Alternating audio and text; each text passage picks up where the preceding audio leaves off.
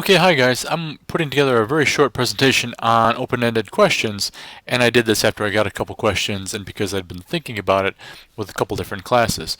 So this is just 5 minutes, and I want to talk about one of the key distinctions we make when we put together a survey. So when we first decide we're going to write a survey, one of our first choices is whether we're going to do open-ended or closed-ended questions. You should know the difference between the two. Closed-ended questions, of course, offer response categories, and in so doing, they limit the domain of inquiry. If we ask someone, what sort of drinks do you enjoy? Soda, wine, beer. We're excluding all sorts of other categories that someone might have come up with. And therein lies the problem and the trade-off between open-ended and closed-ended questions. So open-ended questions create text variables. Either people type in their response or they state their response to somebody in a telephone interview, and the interviewer then writes it down or types it out. Often, at least in my experience, what we would typically do when we asked open-ended questions is we would print out the responses at some point, often early in the process, and what it did for us was helped us get a sense of how people were thinking about things. It was often useful for the next survey, not terribly useful for the current survey, but for the next one. So we might ask people a lot of questions about why they preferred a particular candidate, but then we might give them the opportunity in an open-ended question to expound themselves about why they liked a candidate. That then gives us ideas for other closed-ended questions we can ask down the line. So open-ended questions are very useful. For me, they're often useful in an exploratory sense, not so useful in testing hypotheses.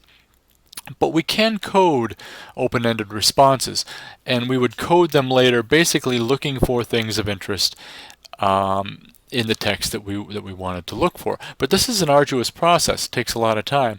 And the surveys that we see in the news, which are done very quickly, especially political surveys done during election season, the results are reported the next day. And so there's no coding, there are no open-ended questions asked, or at least none that are asked and then reported on very quickly after. Let me give you one quick example that I did several years ago and that I think illustrates the point.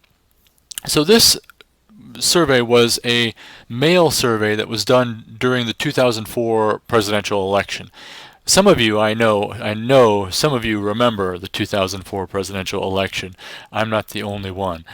When I teach my undergraduates, they don't remember, but you do. So this election, John Kerry was the Democratic nominee and George Bush was the Republican nominee. Bush was running for re-election and won re-election. And here was a question we asked. It said, thinking about the presidential candidate you contributed the most money to, please tell us why you contributed to this candidate. This was a survey of political donors. We asked people why are they donating money to their favorite candidate. So here are some of the responses we got. And you can see all sorts of things here. The first response, most willing and able to improve the national infrastructure.